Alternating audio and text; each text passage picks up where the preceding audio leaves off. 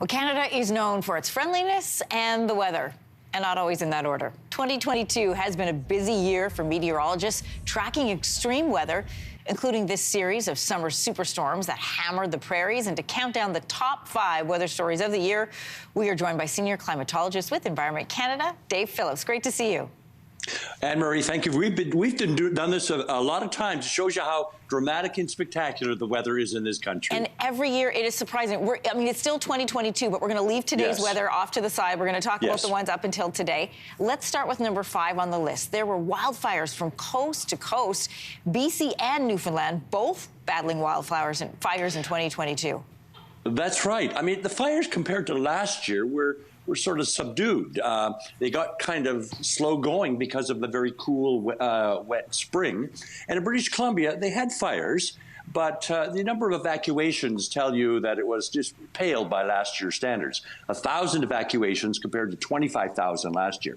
But Anne-Marie, in British Columbia, it was not the fires, it was the smoke. I mean, this is very unhealthy. And we saw, like Vancouver, for example, at 18 air quality advisories days, and 2/3 of that occurred after the middle of September. So it was the breathing. But on the East Coast, Newfoundland had the worst fires in 60 years. And it was partly in central Newfoundland, and they had a state of emergency.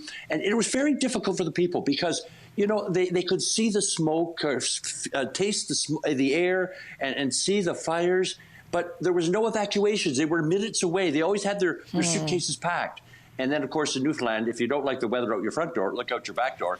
The rains came, and the winds died down, and they were relieved. But so it was at times a difficult year for people from fires and smoke. Well, that brings us to number 4. That's our scorching summer. What was behind, what is it, the 3rd hottest summer on record?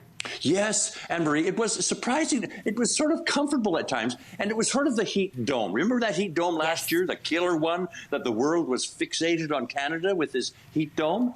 Well, we had it, came back, but it wasn't in June, it was in August, and it went through to September and October. And so farmers got the great harvest that they needed, and but it was dry, and especially in British Columbia. I think Victoria and Vancouver were drier than Las Vegas and Phoenix. I mean, it was that dry. It was record dry. And of course, it had an economic impact on this boiled the water for salmon, and they killed a lot of thousands of salmon. So that, and of course, here in the East, we also had our dome, our Bermuda Dome.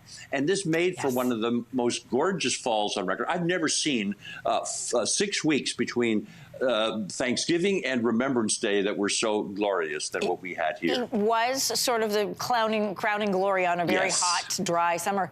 Number 3, we have historic flood season in Manitoba. We know that Manitoba experiences flood, but what made this one so particularly bad? You're so right about that. And usually it's the Red River, but this was all rivers from the one corner of the province to the other. And Anne-Marie, it was flood fatigue. It just wore people down. I mean, not just a weekend worry, but it was like 8 weeks, and people were bailing and bagging. And it was just because I called it Manitoba's Big Wet. They had one of the snowiest winters on record. They clearly had the wettest spring on record, and storms in the summer. In fact, Winnipeg established a new all-time record for the wettest year on record, and they established that record in October. They still had November and December to add to it. And so that was really and so farmers dealing with 2 years prior to that were the record dry, and now they had the record wet. And you can't farm with those kind of situations. Yeah, absolutely. I mean, these pictures, just a reminder of how much water was there. Just shocking. Number 2, we have 2. We have the deadly Derecho, and then we also have Fiona. Yes, 2 wind events. The Derecho, people said, what's a Derecho? I mean, it's a Spanish word that means forward moving.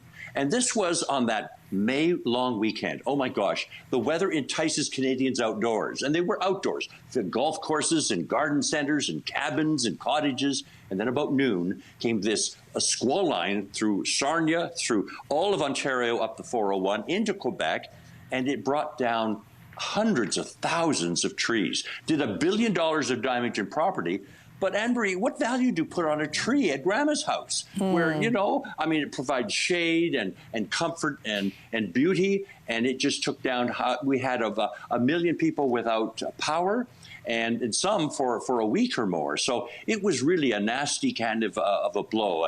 And these were straight down winds, came right from the middle levels and just skirted right along. And Fiona, you know, people still waiting for cleanup from Fiona. Yes. I think, you know, Anne-Marie, the worst part about weather is the fact that, hey, it makes headlines, we cover it, we deal with it, and then we forget it. But people who are impacted by it are still living with not in their homes. They're living out of suitcases, and that could be the situation for a long period of time. It was one of the most powerful storms, probably one of the most expensive hurricanes ever, but also powerful. The pressure at the eye, we've never seen it, and not even any hurricane, but in any winter storm. And that's often indication how powerful it is. 600,000 people lost power, and it did a lot of damage to shorelines that you can't recover. It takes decades to recover from that. You're so right. Dave, thanks for joining us. And can I just say, I know you always sport the really cool blue glasses, but this is a new frame. And I like this on you. Oh my gosh, Happy you're so holidays. observant. Thank you, Anne-Marie. Take care. Thanks, Dave. Bye-bye now. Hey, thanks for watching. If you liked this, be sure to subscribe here, or you can check out more Your Morning videos right here.